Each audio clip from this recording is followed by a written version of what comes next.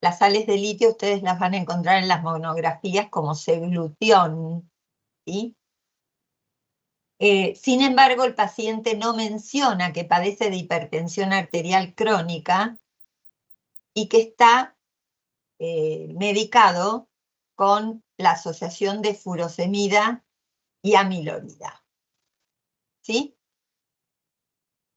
Entonces, pregunta, ¿cuáles son los posibles riesgos que corre el paciente por el tratamiento simultáneo? Y acá viene la gran importancia de siempre decirle a nuestros pacientes que cuando vayan a un médico, recuerden qué medicación están tomando, o en el caso de que no los recuerden, que agarren una bolsita y pongan todos los medicamentos que están tomando y los lleven, ¿sí? Porque en este caso es muy importante la interacción que se produce entre la furosemida amilorida y el tratamiento antidepresivo. También quería contarles que un paciente que llega a estar medicado con sales de litio es un paciente que fue refractario a otros tratamientos, ¿sí?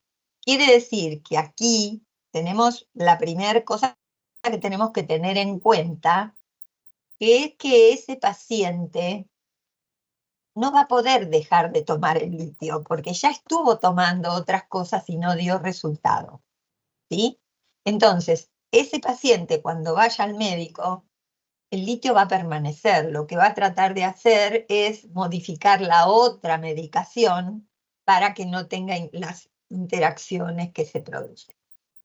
¿Ustedes qué leyeron en la monografía?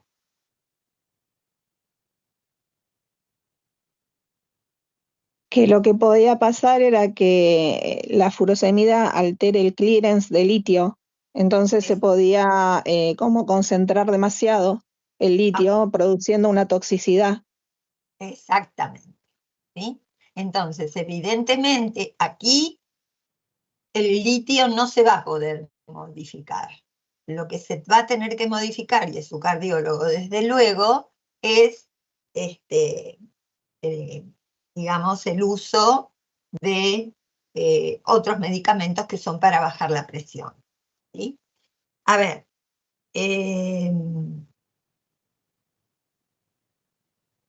dijimos entonces, ustedes dijeron que, que va a haber niveles plasmáticos elevados de litio con diuréticos tiacídicos. ¿Con qué más? Dice la monografía, que es importante, y muchas veces los pacientes se automedican.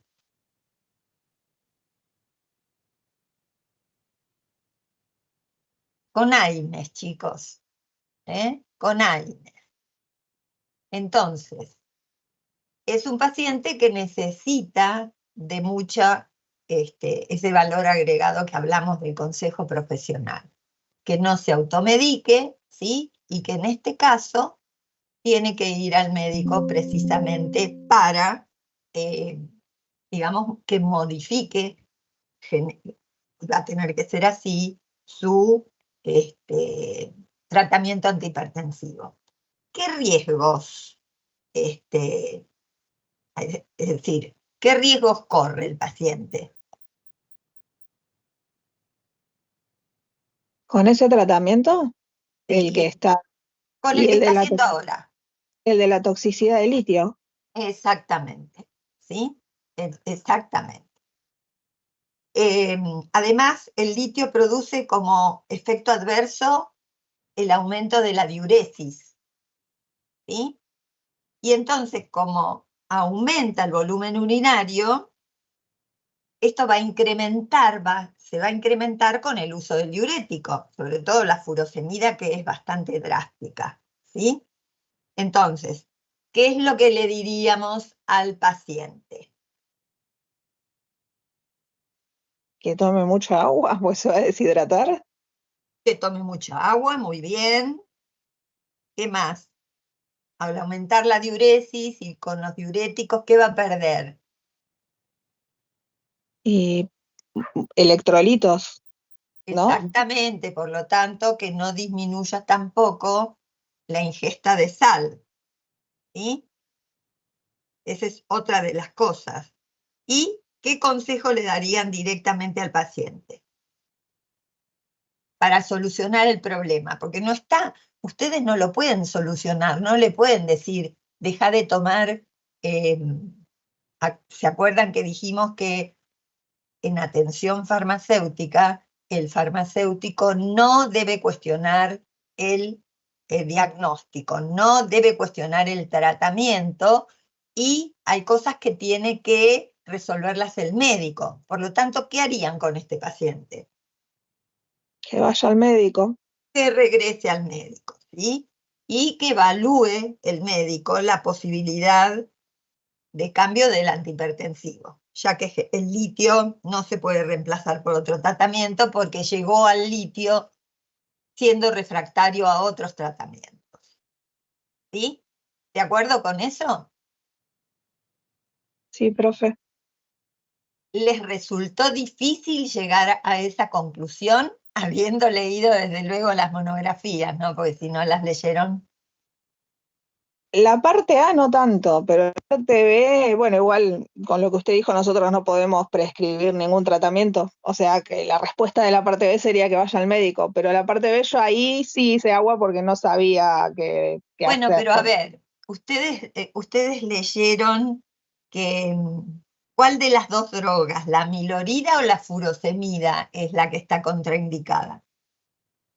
La furosemida. Ah, y entonces puede ser que el tratamiento este, alternativo, ese que dice tratamiento alternativo sugiere, es cambiar el tipo de diurético, ¿sí? Ah, ok, ok. Porque es solamente con la furosemida.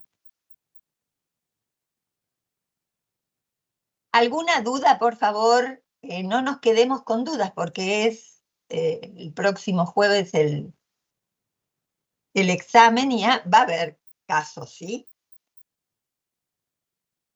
¿Hasta acá todo bien? De todas maneras, yo voy a subir después, porque estoy grabando, voy a subir La el- grabación. la Sí, todo grabación. bien, profesora. ¿Hasta acá bien? Sí, sí, Sí, profe. bien. Bueno, Sí, profe, sí. seguimos. Estamos acá en el 2, una paciente de 38 años hipertensa tratada con candesartán queda embarazada, por lo que el médico le ha prescrito un cambio de su medicación a metildopa. ¿Cuál es el fundamento de dicho cambio? Explique los mecanismos responsables de tal cambio y qué tan urgente será el mismo, es decir, implementar el cambio, y qué ocurrirá con su medicación una vez que nazca el nene o la nena. Voy a poner. Ahí se ve mejor, ¿no? ¿Se ve más grande o no? Y se ve más grande. Bueno, Sí se ve mejor, profe. bueno, listo.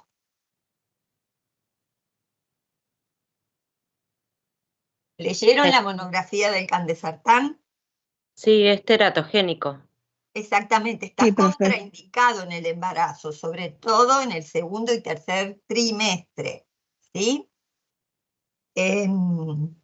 Porque hay evidencias que es teratogénico.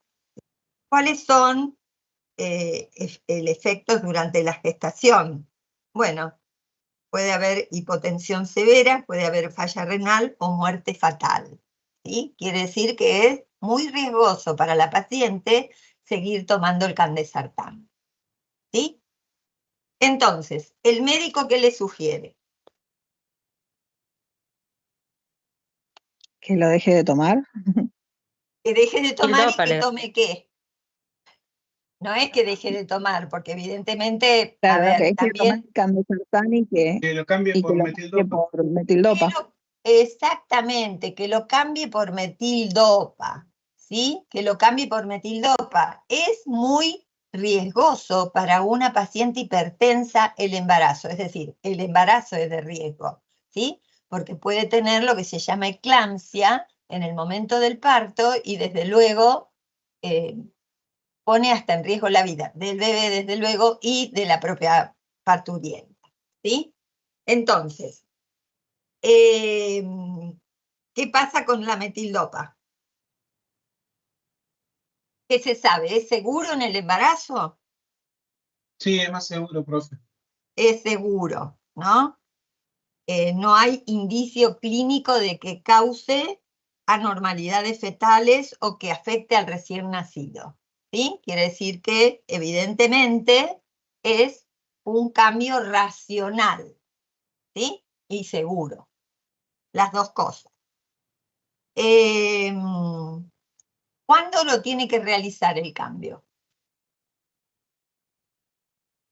Ni bien se entera de que está embarazada. Exactamente, concurra rápidamente al médico para exponerle su nueva condición, su nuevo estado fisiológico, y que el médico, bueno, tome, ahora, evidentemente tiene no que seguir tomando el Candesartán hasta que lo termine y empezar con la metildopa, ¿no? Debe tomar la metildopa lo antes posible, ¿sí? Lo antes posible. ¿Y qué pasará, qué ocurrirá con la medicación una vez que nazca el nene? Ese sí no supe qué poner. Bueno, a ver, Tendría hay que que para mí saber conversar tiene con que el leer. seguir. médico para ver si puede volver a la Claro. medicación anterior. Bueno, primeramente, no hay, digamos, si bien la metildopa atraviesa la barrera placentaria y aparece en la sangre del cordón umbilical, no se ha registrado ningún efecto teratogénico. No se puede excluir la posibilidad de causar, bueno, tampoco se puede excluir la posibilidad de que cause daño, ¿no? Todo eso. ¿Aparece en leche materna la metildopa? Es leer la monografía, ¿eh?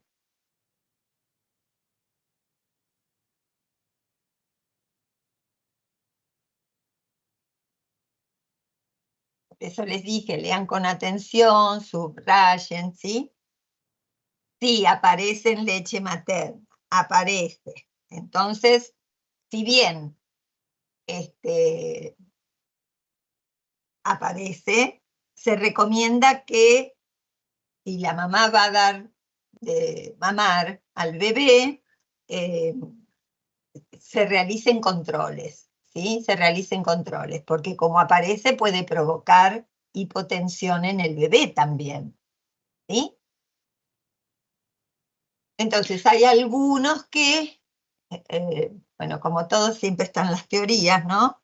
Como aparece en leche materna, se recomienda precaución si se administra a una madre lactante, ¿sí? De todas maneras, siempre va a ser menos riesgoso que el Candesartán, ¿sí? Igual, profe, en la monografía dice que niños menores de 1 año no deben recibir. En ese caso, yo no le daría a la madre mientras está lactando hasta el año de vida, por lo menos del bebé. Claro, igual lo que pasa, lo que atraviesa, lo que llega a leche materna no es una dosis grande. Por eso lo que se recomienda es, digamos, precaución si se administra. Y si no, será el médico que buscará alternativas de antihipertensivos que no que no lleguen a la leche materna. Claro, Entonces, puede, profe, después, una vez que ya tiene el bebé, seguiría con la metildopa. quedará a criterio del médico y el control que haga el médico y el médico de ella y el pediatra del bebé, porque como Ah, ok. atraviesa, Claro, puede se causar pasa. hipotensión en el bebé. Ok. ¿Alguna duda con esto? No, no. No, profe. No, profe. ¿Todo bien? Sí, sí. Bueno, seguimos con el número 3. Sí. Dice, un paciente hipertenso de 50 años está medicado con lisinopril crónicamente, ¿sí? Para aumentar la acción antihipertensiva en periodos de estrés, el médico le receta la asociación de hidroclorotiazida amilorida. En una oportunidad y durante 2 meses ingiere multivitamínicos y minerales para mejorar su estado físico porque realiza deporte.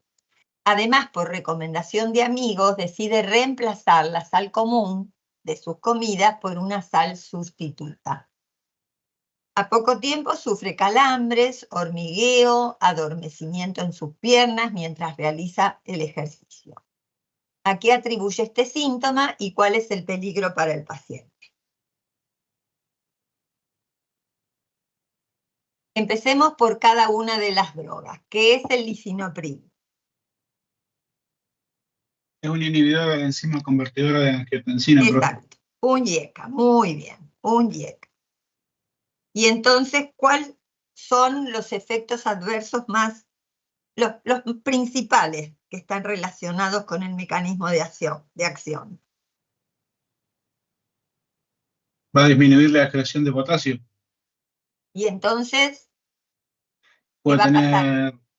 tener hiperpotasemia. Exactamente, muy bien. Entonces, hiperpotasemia. Pero además, Sí. está medicado con hidroclorotiazida amilorida. Uno es un diurético, ¿sí? Y el otro Y es acídico, es ahorrador. y el otro es un Ahorrador de potasio. ahorrador de Ahorrador. potasio. Es decir, por un lado, el lisinopril es ahorrador de potasio también, porque está relacionado precisamente por su mecanismo de acción. La amilorida también va a disminuir la excreción, por lo tanto va a aumentar la concentración de potasio en su cuerpo, ¿sí? Perfecto. Pero el tipo además se toma los multivitamínicos para tener mejor rendimiento cuando hace ejercicio, ¿sí? Y generalmente, ¿qué contienen esos multivitamínicos, minerales? Y potasio.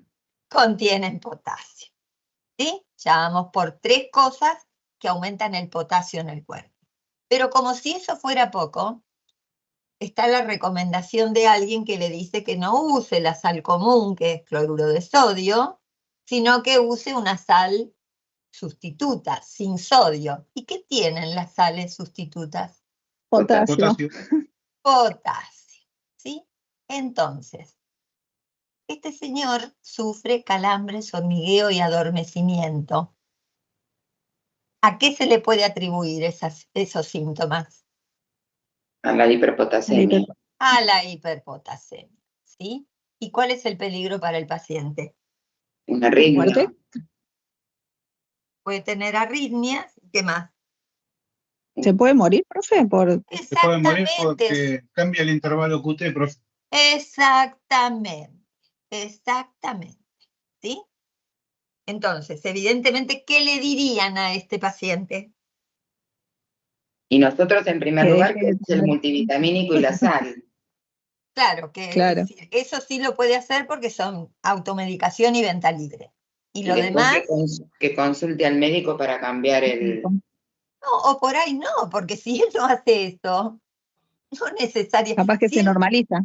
Exactamente. Ah, O ok. el médico a lo mejor le da solamente un diurético no combinado con amilorida, porque en realidad no necesitaría, porque el lisinopril, por su mecanismo de acción, es precisamente un ahorrador de potasio, ¿sí? Porque disminuye la excreción. Entonces, correctamente, en ese caso, nosotros en el mostrador, ¿qué le tenemos que decir? No que siga con la sal común, que no tome el multivitamínico y que se controle. Que vaya al médico y que le Ok. explique qué es lo que tuvo. Sí, Ok, sí. Y el médico verá qué es lo que hace. perfecto. Pero que no deje de decirle al médico las cosas que estuvo haciendo por automedicación. Eso también es importante, ¿no? ¿Cómo vamos hasta acá? ¿Bien? Sí. Sí, Sí, profe. profe. Sí, Con usted bien. Sí, solos es otra cosa. Bueno, pero ¿saben qué? Hay que empezar a aprender a leer. y a leer entre líneas, para lo cual hay que tener bastantes conocimientos y actualizarlos de farmacología. ¿Sí? ¿Seguimos? Sí. Bueno, vamos por el 4. Un paciente hipertenso tratado exitosamente con atenolol en forma crónica sufre un golpe en su pierna, por lo que se automedica con indometacina, el nombre comercial es IM75 gel, y comprimidos. ¿Sí? A los 15 días de tratamiento nota la desaparición de los mareos al levantarse y le aparece cefalea y un edema en su tobillo. En el control de su presión arterial le aparece un aumento sostenido. ¿A qué puede deberse?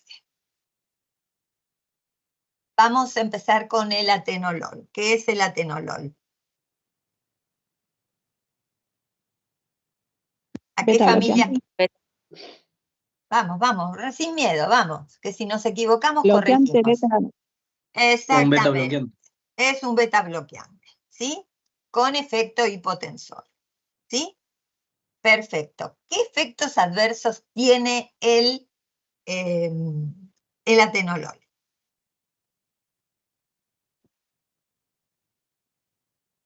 Creo que era la hipotensión ortostática, ¿no? Muy bien. Hipertensión ortostática, que es lo que el paciente dice que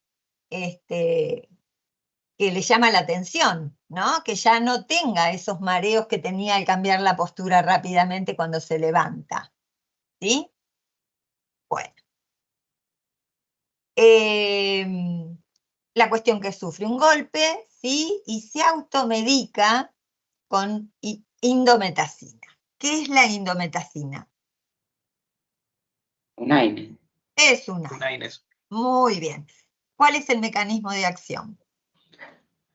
Va a inhibir la ciclooxigenasa. Y bloqueo de la prostaglandina, ¿verdad? Ujú. Perfecto. Entonces,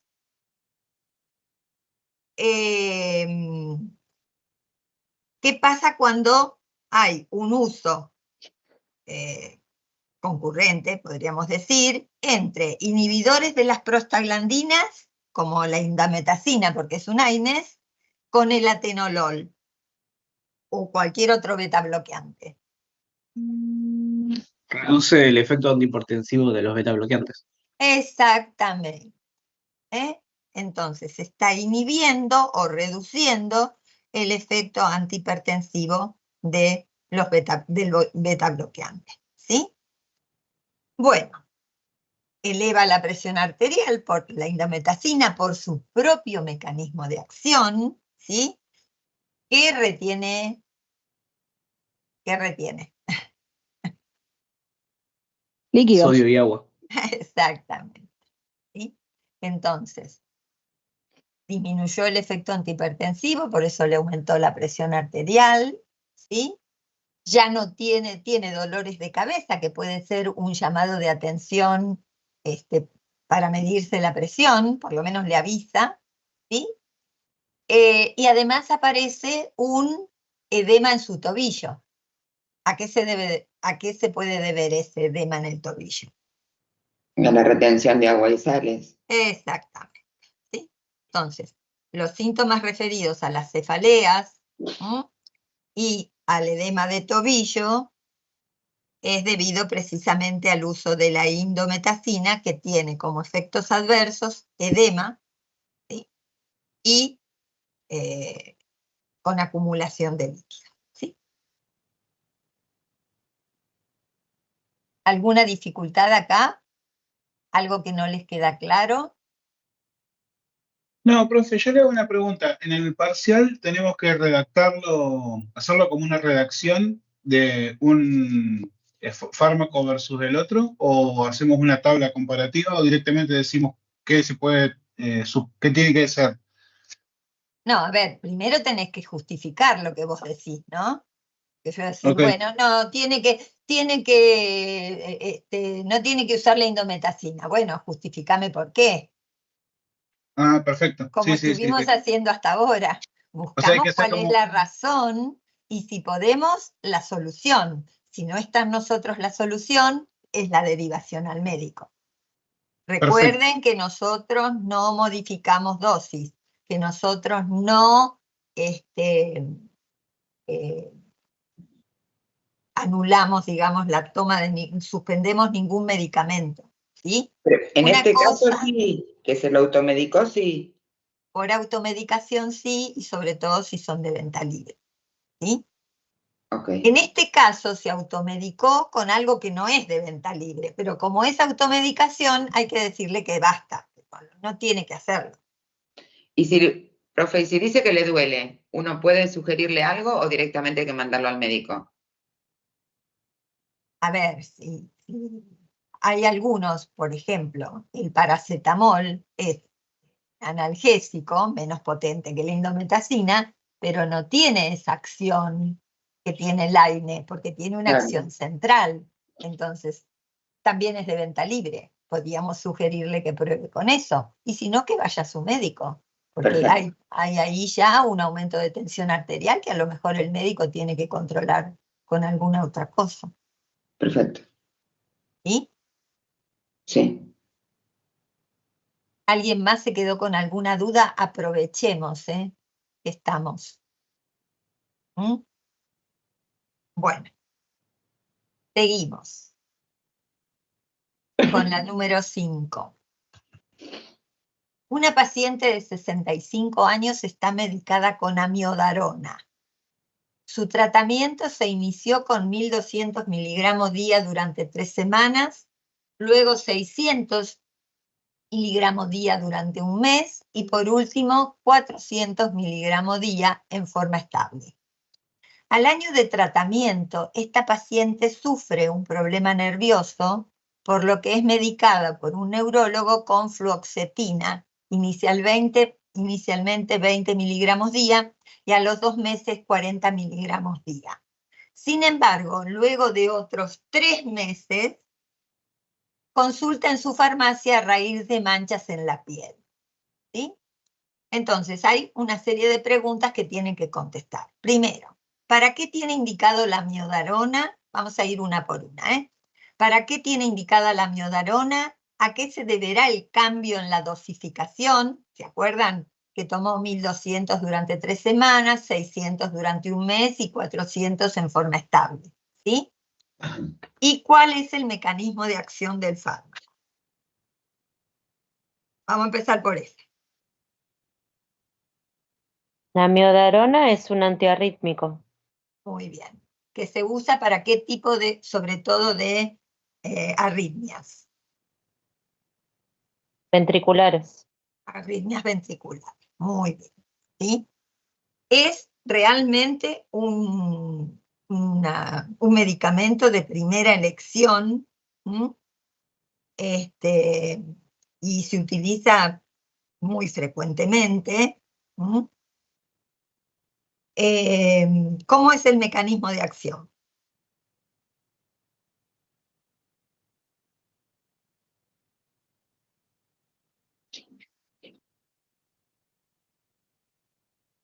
Actúa por 2 mecanismos, ¿sí? Exacto, sí, es decir, actúa directamente sobre el miocardio, retardando lo que es la repolarización y aumentando la duración del potencial de acción, ¿sí? Bueno, perfecto. ¿Por qué tenemos esos cambios de dosis en la paciente? De 1.200 pasa a 600 y de 600 a 400, en un lapso de tiempo, ¿no?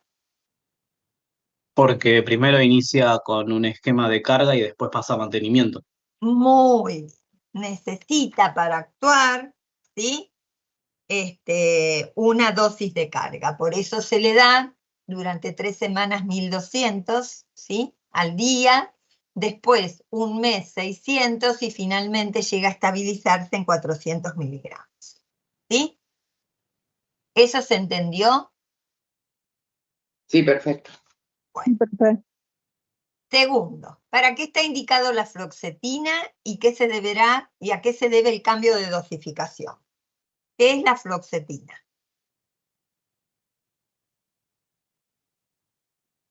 ¿Es un antidepresivo? ¿De qué familia?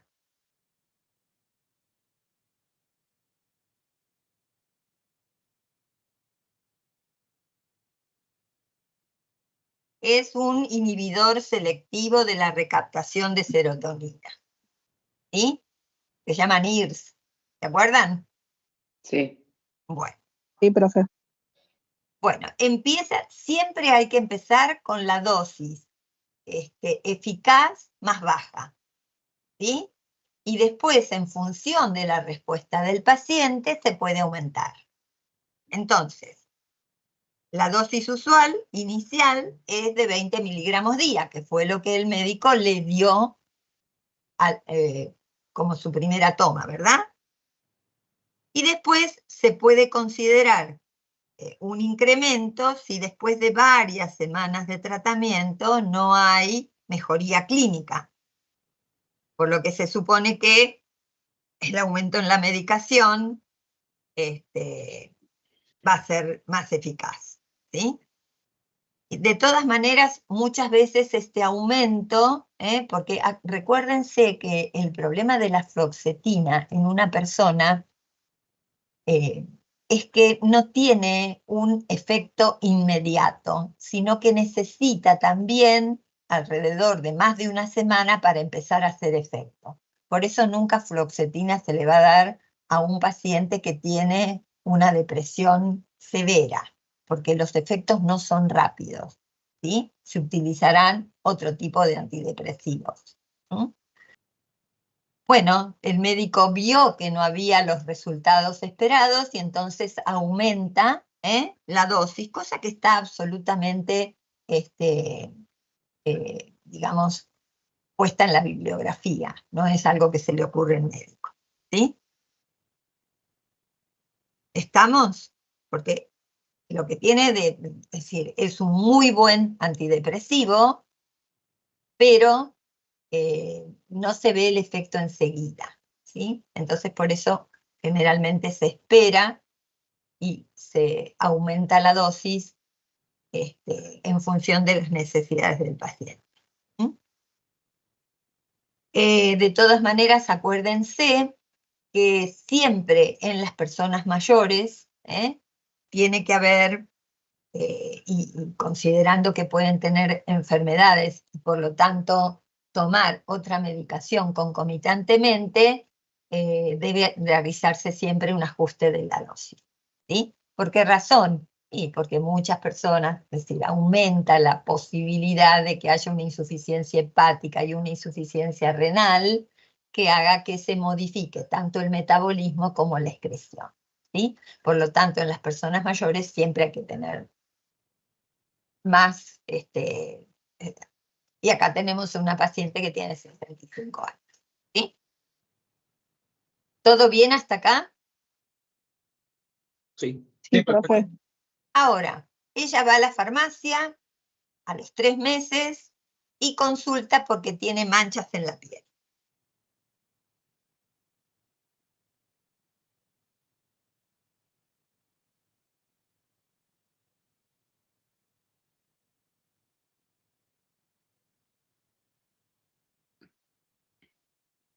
¿Leyeron los efectos adversos de la fluoxetina y los efectos adversos de la amiodarona? Sí, pero yo encontré pruritos, salpullido, pero no vi que dijera manchas. Claro. Bueno, uno de los efectos secundarios de la fluoxetina es el rash cutáneo, ¿sí?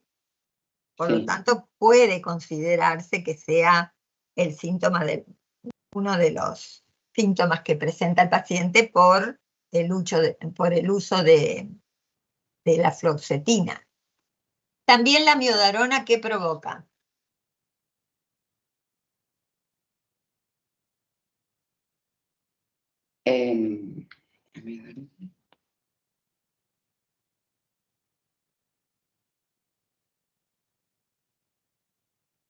También me produce el síndrome de Steve. Bueno, pero eso ya, Steve Johnson, sí, pero eso Sí. ya, digamos, sí, eso es un síndrome absolutamente peligroso. No, también por acumulación produce manchas que son grisáceo azuladas, ¿sí? Que cuando, es decir, es algo que es reversible, si se deja de tomar, cosa que no debe hacer porque si tiene una, eh, digamos que tiene un problema de arritmia ventricular, bueno, también es algo severo, ¿no? Pero bueno, acá puede ser que haya una potenciación de efectos adversos, ¿sí? Porque bueno, tampoco el caso nos dice qué tipo de manchas son, ¿sí?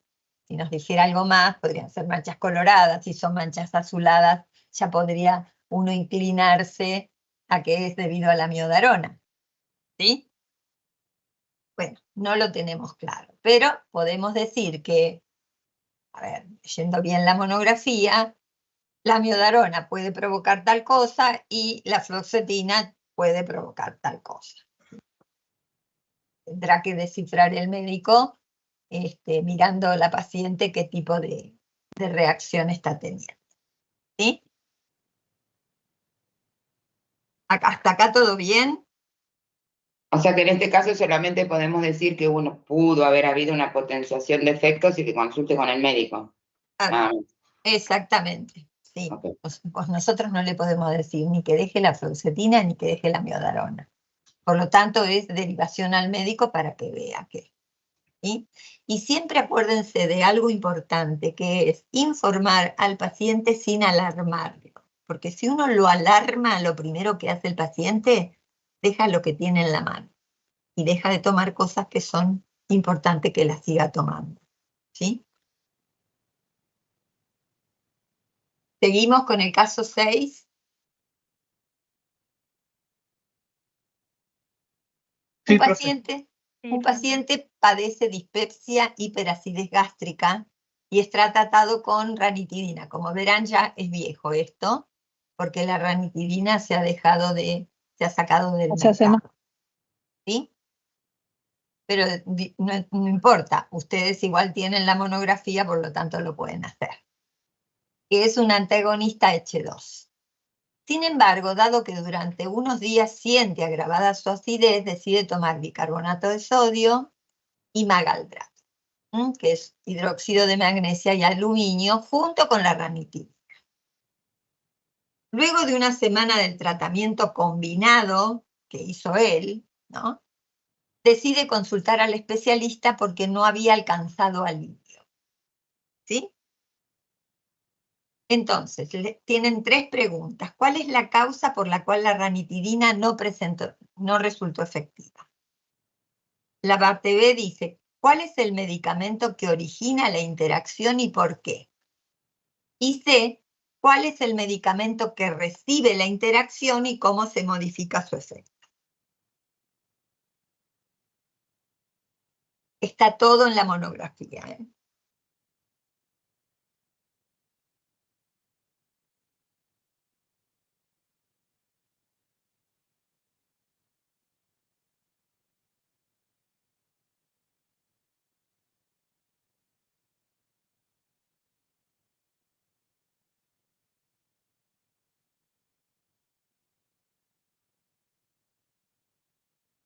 La biodisponibilidad de la ranitidina es del 50%, ¿sí?, por vía oral. Entonces, bueno, es probable que en pocos días no alcance el efecto, ¿sí? Y ese es uno de los motivos por los que a lo mejor el paciente ansioso por resolver el problema empieza a automedicarse porque esa ranitidina no fue suficiente para su problema, ¿sí? Entonces, ¿qué es? Bueno, toma bicarbonato. ¿Está bien que tome bicarbonato?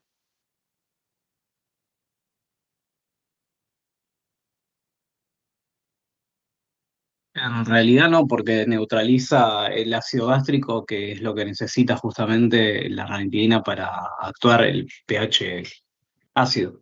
Exacto. Bueno, pero no solamente con eso, sino que también toma el magaldato, que es un hidróxido de magnesio y aluminio, ¿sí? Entonces, ¿qué pasa tomando? Porque además lo toma todo junto. Lo toma junto con la ranitidina. Eso es un dato muy importante. Lo toma junto, ¿sí? ¿Qué hace el hidróxido de magnesio y aluminio? Inhibe la absorción de otros medicamentos.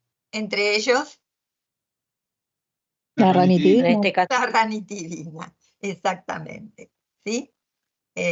La absorción de la ranitidina se encuentra disminuida por estos antiácidos neutralizantes, ¿sí?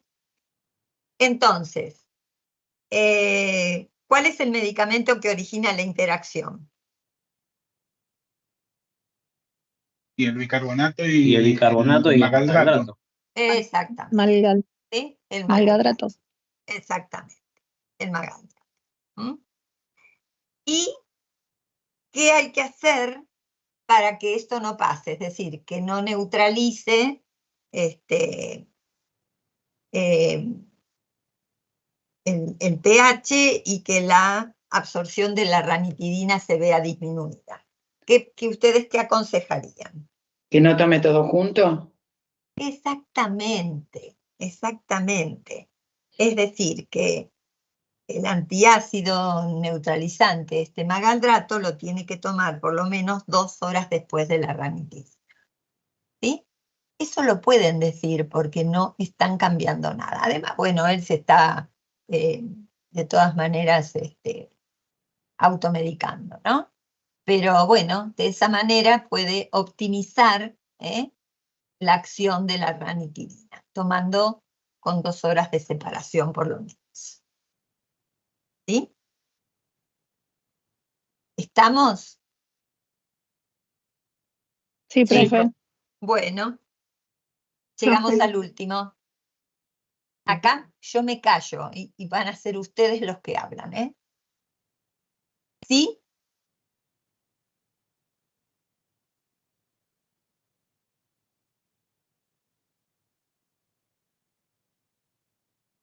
Sí, yo tampoco, profe. Ah, bueno, en realidad lo produce. Manchas azul grisáceas produce con el uso prolongado, ¿no? Refiéranse entonces a lo que encuentran en la monografía. La monografía de la fluoxetina sí dice que produce ras cutáneo, ¿no? Bueno, entonces lo hacen en función de eso. Yo no les voy a decir, no les voy a exigir que digan lo que no leen, ¿sí? O que no conocen. Seguimos. Un niño está en tratamiento con acitromicina para su bronquitis. La madre suele darle la medicación junto con la cena antes que el niño se duerma. Sin embargo, al cabo de 4 días de tratamiento, el niño no alcanzó la mejoría. ¿A qué podría deberse la falta de respuesta terapéutica? ¿Y existe algún tipo de interacción medicamentosa? ¿Cuál es el origen?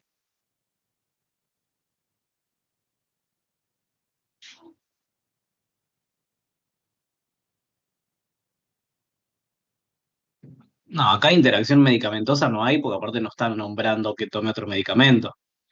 Por lo menos ya Lo que sabemos tiene algo. ¿Y de qué origen puede la ser? citromicina. Sí, pero sí La puede ser que se la citromicina, dé.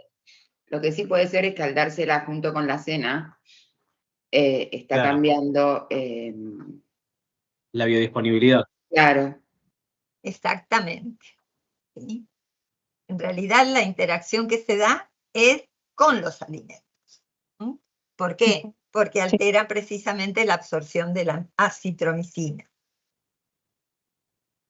Una de las cosas que tenemos que aconsejar, y por eso, ojo, de realizar, poner el piloto automático y hacer todas las dispensas de la misma manera, es decir, por ejemplo, esto, que va lejos de los alimentos. ¿Sí? Si hubiera sido claritromicina, por ejemplo, En vez de acitro, claritromicina, la claritromicina necesita alimento y si es más graso, mejor. ¿Sí? Pero en este caso, la citromicina necesita vaciado gástrico. ¿Sí? Los alimentos van a alterar la absorción de la citromicina, por lo que debe ser empleada con el estómago vacío. Y entonces, ¿qué se le dice a la mamá? 1 hora antes de la comida o 2 horas después de comer. ¿Sí? Ok. ¿Vamos hasta ahí? Sí, profe. Sí.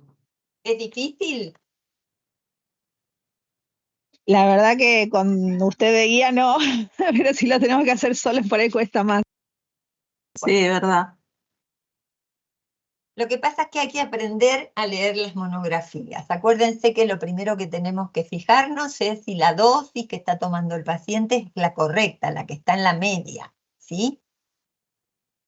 Después tenemos que ver también algo del mecanismo de acción, porque a lo mejor este mecanismo de acción nos está indicando que algo sucede, ¿sí? La disponibilidad de la droga, porque puede alterarse, por ejemplo, en este caso, la disponibilidad de la citromicina, o la disponibilidad en el caso anterior de la ranitidina, cuando el pH gástrico disminuye, ¿no? Entonces, bueno, y después, ¿cuáles son las contraindicaciones y cuáles son las interacciones? ¿Sí?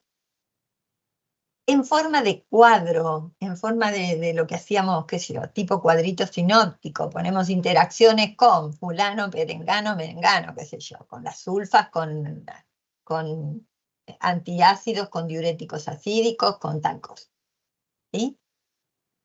Y buscarle la vuelta, porque nosotros tenemos que tratar de ayudar en todo lo posible a nuestro paciente. ¿Sí? Si no está en nosotros la solución, por lo menos buscar con criterio la derivación al médico. ¿Sí? Eso es importantísimo. Bueno, ahora vamos a ir, a ver si me puedo ir de acá. Sí. Bueno, vamos a ir a este otro.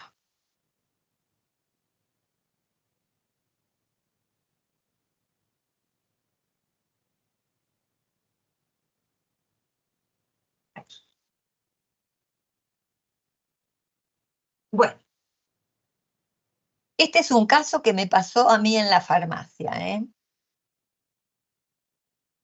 y que no actué demasiado bien, pero bueno, uno debe aprender de los errores también. Fíjense, dice, una mujer hipertensa medicada con enalapril, a la que por no poder controlar su presión se le agrega amlodipina, ¿sí? Ante la aparición de edemas dolorosos en los miembros inferiores, el médico la deriva al flebólogo. El flebólogo le indica 3 días de reposo, un venotónico, un gel de uso local, medias de compresión y elevación de la parte inferior de la cama. Sin resultado positivo. Consultado al farmacéutico, pero lamentablemente yo cuando vino con la receta de la amlodipina no tuve, digamos, la lucidez suficiente como para advertirle de algunas cosas, ¿no? Consultado el farmacéutico y analizando su medicación, se deduce que la posible causa de su problema es el efecto adverso de la amlodipina. ¿Qué da como efecto adverso la amlodipina? ¿Eran los edemas, profe? ¿Edemas, profe? Edemas dolorosos en miembros inferiores, ¿sí? Entonces, esta mujer va al flebólogo, la derivan al flebólogo porque el médico tampoco se dio cuenta, o no le preguntó, ella no dijo. Bueno, hay tantas cosas que están en el medio. No se olviden que una consulta dura en promedio 7 minutos. Entonces, evidentemente, muchas cosas pasan, ¿sí? El asunto es que se deriva al flebólogo y fíjense, estamos hablando de uso racional del medicamento, estamos hablando de que una de las características de ese uso tiene que ser adecuado a sus necesidades clínicas, ¿sí? Y acá no lo era porque no era un problema flebológico el que tenía, era un efecto adverso de la amlodipina, ¿sí? Y tuvo que hacer un gasto enorme. ¿Se acuerdan que otra de las cosas que decía la famosa definición que yo les digo que recuerden de uso racional, al menor costo para ella y la sociedad? Vamos a suponer que tuviera la mujer esta, creo que era afiliada a PAM. Bueno, no importa. De todas maneras, hubo una parte que cubrió también la seguridad social, más otra parte que pagó ella, ¿no? Más, fíjense, cosas que ni siquiera tienen descuento y que fue pago directo de su bolsillo, porque las medias de compresión no las cobran, no las cubren, y tampoco al carpintero que le elevó la parte inferior de la cama tampoco se lo cubre la seguridad social, ¿sí? Entonces, evidentemente acá todo podría haberse solucionado si el médico le hubiera advertido cuando le agregó la amlodipina que podían aparecer esos síntomas de edema doloroso en miembros inferiores, y en la farmacia, en el momento en que se dispensa la amlodipina y le preguntáramos, por ejemplo, si además estaba tomando otra medicación, también haberle advertido de que podría producirse esas cosas y la mujer alertada no hubiera recurrido directamente al flebólogo, ¿sí? Y se hubiera evitado muchísimo gasto. ¿En qué consiste este trabajo, este taller? Bueno, que ustedes tienen que calcular los costos de la medicación. Eso entran a Alfabeta y pueden conseguirlo, no hay ningún problema. Costos de día de trabajo perdidos, es decir, fíjense cuál es el sueldo mínimo vital y móvil, y es decir, de allí pueden sacar lo que es un día de trabajo. Costos de la atención médica, por si tuvo que ir de urgencia a algún lugar que no tenía cobertura, o si realmente ya no tenía ningún tipo de cobertura y lo tuvo que pagar de su bolsillo, ¿sí? Y todo lo que conlleva a estar utilizando un montón de medicamentos y otras cosas que realmente con solo un consejo o una advertencia podía haberse solucionado, ¿sí? Entonces, bueno, fíjense qué importante que es preguntar y escuchar. Profe, pero ahí yo creo que hay un hilo muy delgado, porque si usted dice que nunca podemos alarmar, No, cuando no uno es le dice, alarmar. Vos le estás advirtiendo que puede sucederle. No en todos los casos se da. pero no es la Sí, primera responsabilidad la del médico que tiene que decirle que ante cualquier cosa que le pase, de cualquier remedio que le da, lo tiene que llamar. ¿No es la primera responsabilidad? mirá, suponete que sea la primera responsabilidad, pero nuestra responsabilidad también es decirlo. Porque si esta mujer, en vez de ir al flebólogo, ¿no? Hubiera dejado de tomarlo, también sería nuestra responsabilidad no haberle advertido. Por eso digo, o sea, que por ahí uno le quiere advertir y la persona se alarma y no lo toma y le da un Bueno, pico de presión. depende la manera de decir. Hay muchas maneras de decir las cosas, por eso informar sin alarmar. Pues, Hay diferencia en eso. Y vos le decís, Pero, uy, mirá lo que te dieron, esto seguramente se te van a hinchar los pies y vas a tener... Bueno, no es manera. Si el médico le hubiera dicho, mire, es un muy buen medicamento, seguramente le va a controlar la presión, tiene como efecto adverso tal cosa, pero bueno, vamos a ver cómo lo manejamos.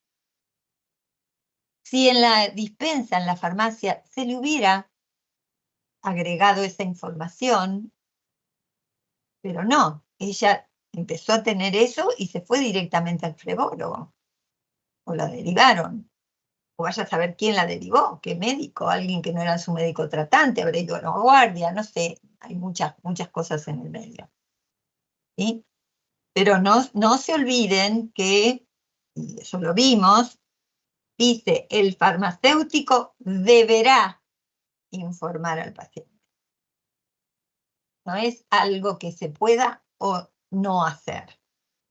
Taxativamente dice que nosotros debemos informar al paciente.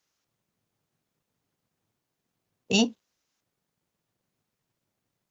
¿Lo habían hecho este caso? No, ese no. Sí, nosotros sí lo habíamos hecho. No, ¿Y habían llegado a qué conclusión? Bueno, nosotros habíamos, o sea, básicamente la misma. Lo único que dijimos que, bueno, que como el flebólogo le había dado certificado médico, si la persona trabajaba en relación de dependencia, no había perdido sus días de trabajo. Si era independiente, sí. Si era autónomo o monotributista, sí. Y bueno, Puede también perder el presentismo, ¿no? sí lo pusimos. Podía perder el presentismo, Claro. una comisión por ventas, un porcentaje Claro. de producción, o sea, Todo eso lo que sí. es decir, ¿por qué uno trata de hacer un ejercicio como este? Para abrirles un poquito la mente y que empiecen a pensar también en las realidades de las personas y qué es lo que puede pasar, ¿no? ¿Qué es lo que puede pasar con su medicamento y con su economía? Porque además estamos dentro de ese sutil diferencia de lo que es un uso racional de un uso irracional. ¿Sí? ¿Necesitaba la mujer tomar todo eso o no? Lo que necesitaba era un médico atento, que a lo mejor fue al mismo médico y ni tuvo en cuenta que le había dado la amlodipina. A lo mejor fue a otro, no lo sabemos porque acá no lo dice el caso, sino hay que estar escribiendo 3.500 detalles. Pero bueno, puede pasar. ¿Vamos al otro?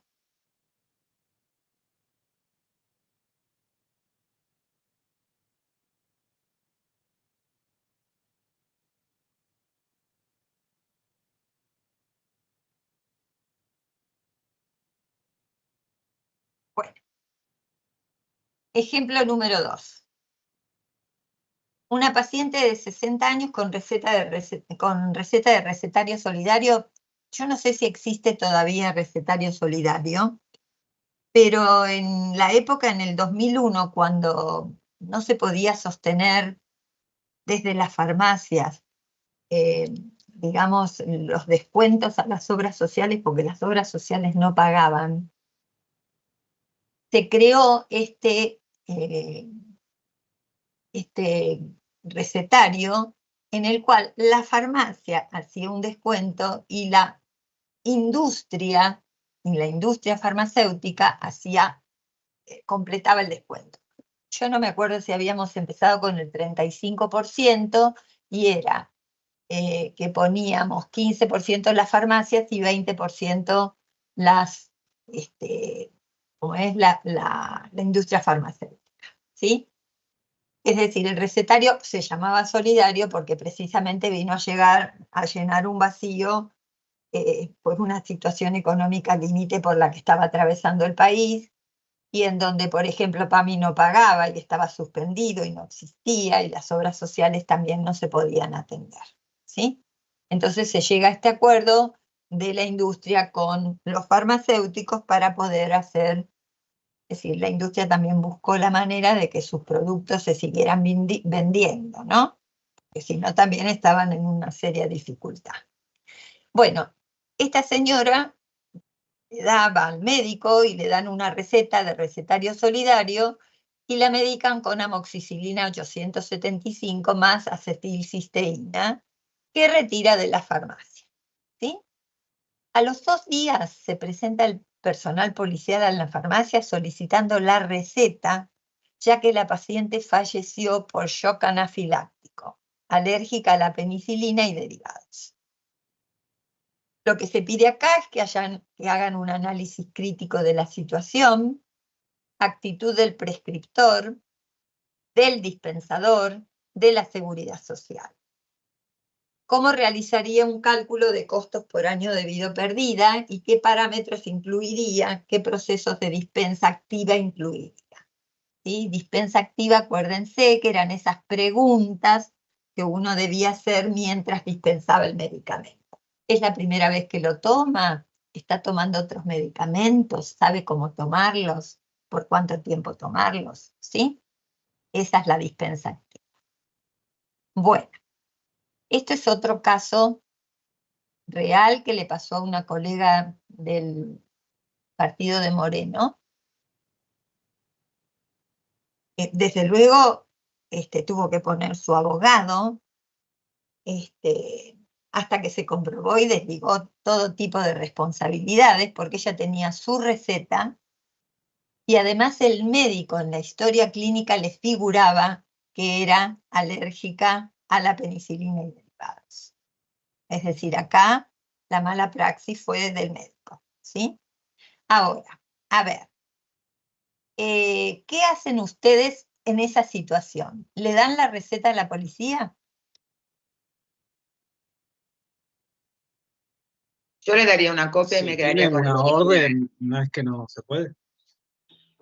Una orden de allanamiento, pero vos No sé, con una una orden orden de de pedirlo. allanamiento vos no podés dejar, pero si vienen a pedirte Claro. la receta, yo la receta no la doy. Una copia. La copia de la receta sí. Porque la receta es la prueba de que yo dispensé con la receta. Claro, ¿Estamos? Es mi prueba esa. Yo dispensé con la Si das eso, receta. te quedas sin nada. Exactamente. Así que bueno, eso es algo importante para tener en cuenta. ¿Sí? Después, ya les dije, de todo este resultado, que evidentemente la colega tuvo que poner también una abogada y demás que la represente, se logró deslindar absolutamente su responsabilidad, ¿sí? Y el médico en su historia clínica tenía que la paciente era alérgica a la penicilina, ¿sí? Entonces, a ver, fíjense, dice, ¿qué procesos de la dispensa activa incluiría en la dispensa de un antibiótico? Si tiene alguna alergia, algún medicamento, si alguna vez Exactamente, tomó el que se le recetó. exacto, exacto. Eso sería la inclusión de las alergias como otra pregunta más, si es la primera vez que lo toma, si sabe cómo tomarlo, si está tomando otros medicamentos, si es alérgica a algún medicamento. ¿Sí? Eso sería preguntas a incluir dentro de la dispensa activa. ¿Sí? Bueno, después es el cálculo de costos por año de vida perdida. Se supone que cobramos 13 meses al año, ¿sí? ¿Qué otros parámetros incluiría? Cobramos 13 meses porque tenemos un aguinaldo, ¿verdad? La mujer tenía 60. ¿Cuál es el promedio de vida de una mujer en Argentina? 75, 80. 76, si no me equivoco. Creo que son 76 el hombre y 78 la mujer. Ustedes no se olviden que las mujeres nos enfermamos más, pero nos quedamos viudas. Así que lo que pasa es que la mujer es más constante en sus controles, ¿no? Es decir, vamos con más frecuencia al médico. Pero bueno, ¿cuántos años menos vivió si murió a los 60? ¿Sí? 18. 18. Exactamente, son 18. Fíjense porque puede ser que haya aumentado, ¿no? Eh, ¿Qué parámetros pueden incluir dentro de ese cálculo? ¿Sí? Es decir, es para que ustedes tengan en cuenta otras cosas que tienen que ver también. Estos cálculos los hacen muy bien los abogados, ¿no? Cuando tienen que pedir las indemnizaciones, por ejemplo, en los juicios de mala praxis. Pero bueno, por lo menos para que nosotros estemos al tanto de que esto ocurre. Más la situación de una muerte debida a un medicamento. Entonces eso es lo que más nos tiene que impresionar y lo que nos tiene que alertar. Incluir dentro de nuestra dispensa activa precisamente la alergia a los medicamentos. ¿Hasta acá todo bien? Sí, Sí, profe.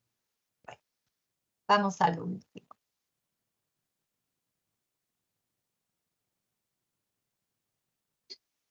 Profe, Sí, te escucho. le quería consultar si estos trabajos los podríamos entregar después del parcial. Sí, no O hay sea, problema. a la semana siguiente, digamos. Sí, no hay problema, no hay problema. Estaba Perfecto. bueno que los resuelvan porque era una manera de practicar, ¿eh? Sí, sí, o sea, yo los tenía, pero hecho a mano así, desprolijo. Bueno, No estos últimos que vimos, pero los del trabajo práctico, digo, ¿no? bueno, a ver acá. Un joven de 25 años asiste a la farmacia y solicita algo para la acidez, consultando sobre si habitualmente lleva alguno en particular, refiere el de la propaganda de la tele, el de las mariposas. El famoso de las mariposas era el del Asiatop, ¿no? Que hacía una comparación entre las mariposas en la panza cuando uno está enamorado con el asunto de la acidez estomacal. Vieron que tratan de vender buscando cualquier artilugio y encontrando a través del medicamento, sugiriendo que pueden encontrar a través del medicamento hasta la felicidad, ¿no? Entonces el joven además refiere que es el que usa habitualmente.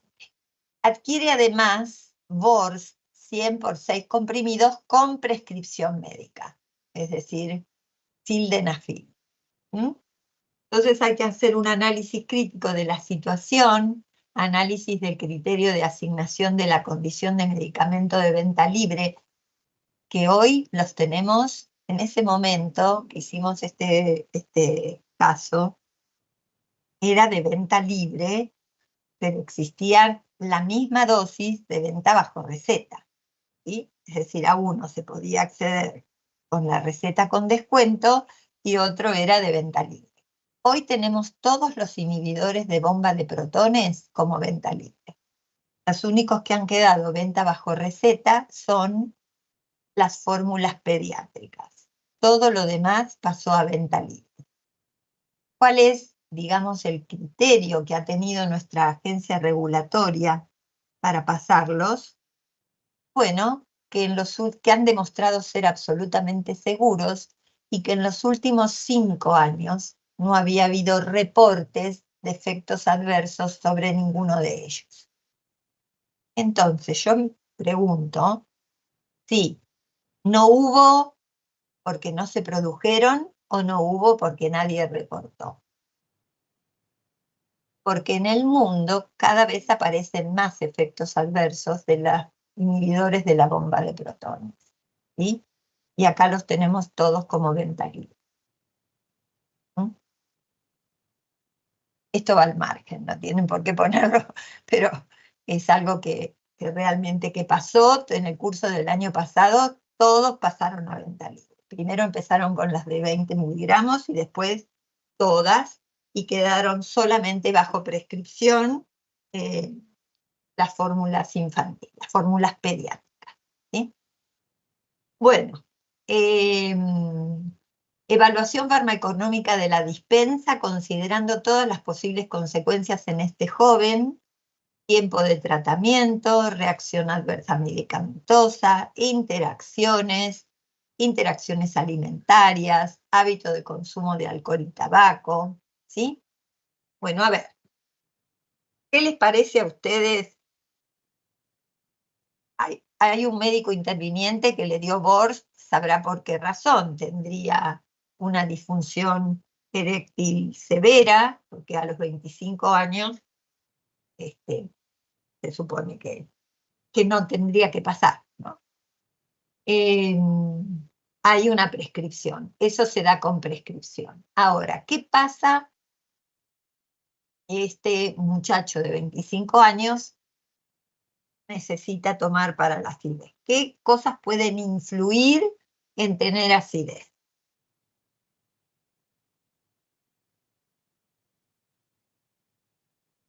Y ¿Qué a le nivel de preguntan? sildenafil, uno de los efectos adversos es la dispepsia.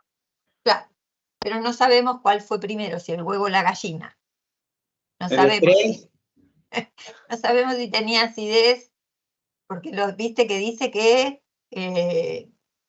lo usa habitualmente, así que no sabemos si empezó a tomar el Aciatop primero porque tenía acidez o lo empezó después a tomar después del Borst. Eso no lo tenemos como dato, ¿sí?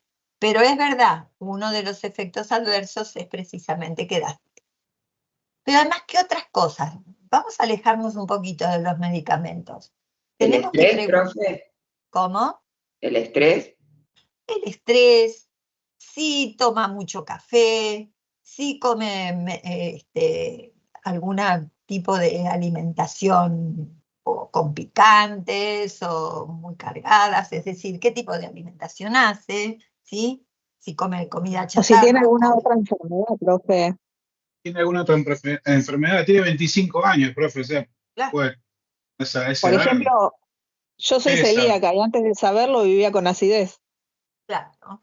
Bueno, por eso, entonces, a ver, alejémonos un poco de los medicamentos. Muchas veces hay condiciones que son higiénico-sanitarias o de hábitos que hacen que se manifiesten, no digo de tu celiaquía, porque eso no, sabemos que no es así, pero bueno, muchas veces, a ver, si se pasan con ese mate que está permanentemente cargado y toman mate todo el santo día, bueno, también puede ser que se irrite la mucosa gástrica, ¿sí? O es una persona que toma café desmesuradamente, o vive en una situación de estrés porque, por ejemplo, tiene un entorno laboral que no, no es agradable, pero se lo tiene que bancar, y por algún lado el cuerpo siempre se manifiesta, ¿no? Entonces, evidentemente, tenemos que preguntar, ¿sí? Es importante que preguntemos. Porque a lo mejor la acidez se le puede pasar, ¿no? Solamente cambiando algunos hábitos,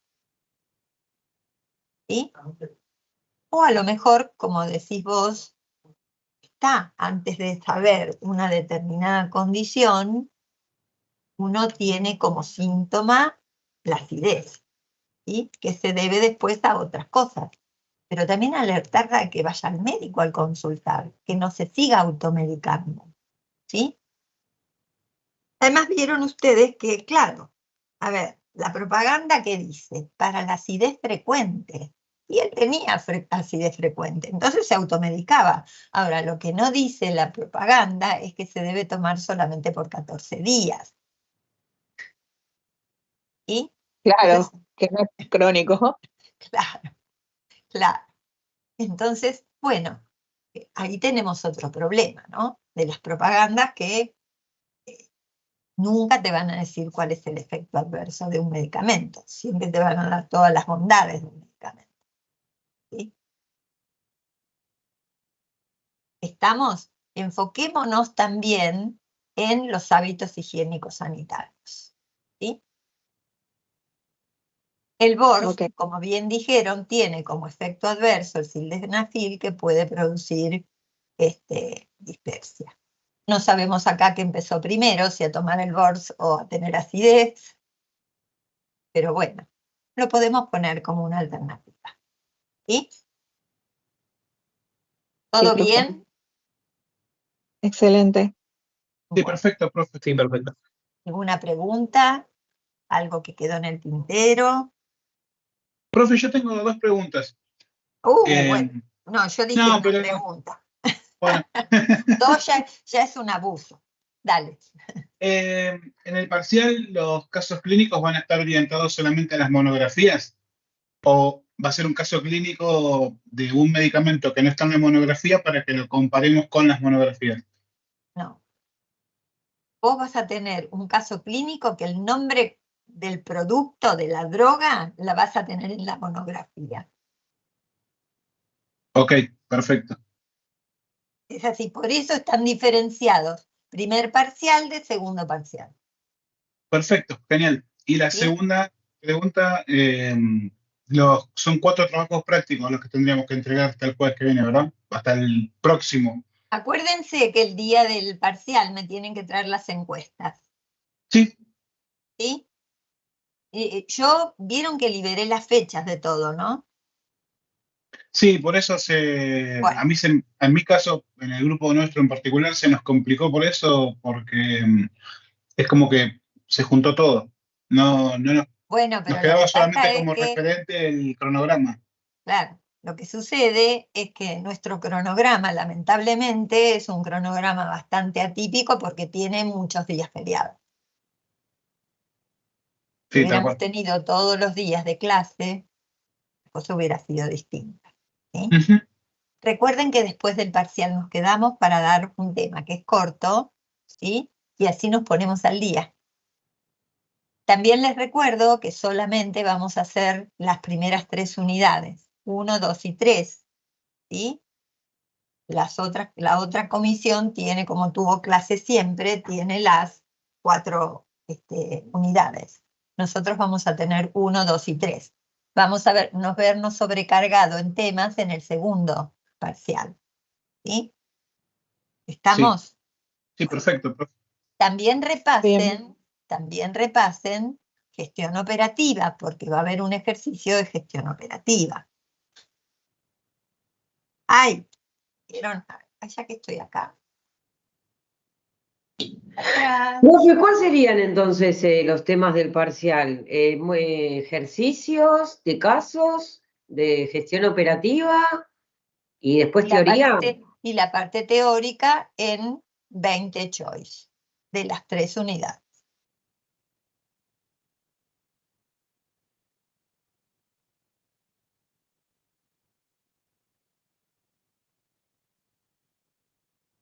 No, pregunta pico es para ahora también, porque eso es de búsqueda bibliográfica, está dentro de los temas. A ver, acá tienen... ¿Pero la pregunta pica es como un ejercicio aparte o entra como digamos dentro de la teoría de los choice? como una pregunta aparte. Yo te doy varias pautas y vos tenés que formular la pregunta.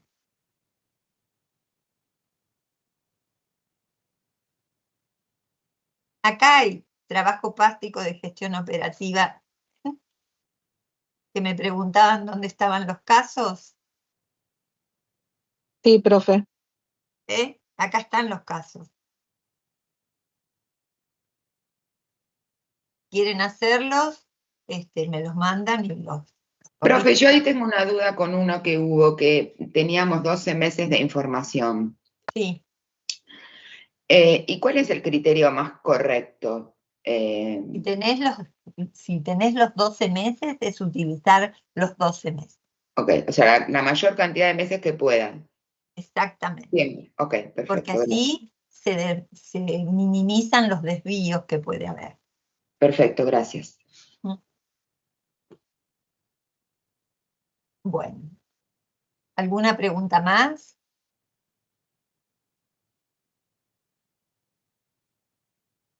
Sí, profe, a mí me quedé pensando en lo que dijo de la pregunta pico. ¿No va a ser así como estuvimos viendo de poner Paciente, intervención, contraste y resultado. por eso, así, usted nos da las pautas y nosotros tenemos que poner eso? Exacto. Ah, ok. No, como dijo que nos va a dar varias pautas y nosotros como que teníamos que hacer la pregunta y no, como que Y no yo te voy a entendía. decir sobre qué me vas a hacer la pregunta, Pico, porque yo te voy a dar un texto y vos tenés que buscar ahí cuáles son los pacientes, cuál es la intervención, contra qué vas a comparar y el resultado que querés obtener. Está bien, ¿No? gracias. ¿Sobre qué me vas a hacer la pregunta si yo no te doy ninguna pauta? Está bien, gracias. Les voy a mandar en un rato, no les digo ahora, ¿no? Ya cuando vuelva les voy a mandar para que hagan unos ejercicios de pregunta que pico. Profe, Sí. una consulta con respecto a los ejercicios de gestión operativa. Como mínimo teníamos que usar 3 datos y si 3, teníamos 6, más... 3, 6 3, o 12. Nunca 5, 4, 7, no. Ah, perfecto, eso tenía duda, porque como 3, recién dijo, si tenemos 6, más, mejor. no, sí, porque eran los 12 casos. Claro, Había 12 datos. sí, 12 Multiplíquenlos clavaditos, por todos. eso. Porque, a ver, podés usar 3 y no sería conveniente usar 3. ¿Por No, qué? no, Porque me seguramente va quedó a la haber duda de que desvío. si tenía 11, 7, por ejemplo, ¿qué hacíamos? No, Bueno, ahí no, no. está bien. Siempre 3, 6 o 3, 12. 12, ok, 3, 6 o 12. Nunca 5, 4. No, eso no. 7, 9, tampoco. perfecto, ¿Sí? ahora sí. Ujú. Estamos. Si quieren hacerlo, si los quieren mandar, yo no tengo problema en corregir. Y les voy a Bueno. mandar un archivo por el WhatsApp para que hagan preguntas pico. Cualquier dato, cualquier duda, cualquier duda me escriben, ¿sí? Buenísimo, profe. Profe, yo con el tema de gestión operativa, como usted dijo que lo más importante era sacar la compra promedio mensual. Exacto. Por ejemplo, hubo meses en los ejercicios donde yo vengo 0, y con existencia 0. Entonces yo descarté los meses anteriores en 0 porque supuse que era porque no tenía. ¿Eso está bien si lo fundamento o eso está mal? Igual tengo que tomar meses que tengo que tomar los 0. Mirá, siempre las pautas eran ubicarse en el lugar en el mes que vamos a hacer la compra, mirar hacia atrás y buscar 3 meses, por lo menos 3 meses, dependerá de los datos que tengas, que sean consecutivos y que tengan cantidades representativas. Sucede que a veces no podemos tener los 3 meses seguidos. ¿Sí? Perfecto. Bueno. Y a veces hay ceros ahí en el medio que yo no puedo tomar un 0 porque seguramente me va a dar un desvío enorme. ¿Sí? Perfecto. Entonces, bueno, ese es otro de las cosas a tener en cuenta. ¿Sí? Gracias. Bueno, quedamos así. Yo les voy a mandar entonces, un archivo para que ustedes hagan ejercicios de preguntas pico. ¿Sí? Sí, profe, perfecto. ¿Sí? Bueno, perfecto, profe. Sí, profe. Cualquier cosa que ustedes tengan mucha dificultad y que necesiten que nos reunamos de nuevo, me dicen en qué horario pueden. Yo, no, esta semana solamente el martes a las 7 de la tarde yo tengo clases. Tengo clase como alumna, ¿eh? Así que tengo con el profesor de la maestría. ¿Sí? Así que cualquier cosa me dicen. ¿No? Traten de hacer los ejercicios y vemos. Muchas gracias, profe. Bueno, gracias, profe. Bueno, Gracias, que profe. tengan un Gracias, lindo Gracias, profe. profe. Feliz día. Feliz día, profe. Feliz Feliz día día. también. Lo mismo para ustedes. Lo mismo para ustedes. Que tengan un lindo día. Igualmente. Gracias. Adiós. Chao, Adiós. chao. Igualmente, gracias.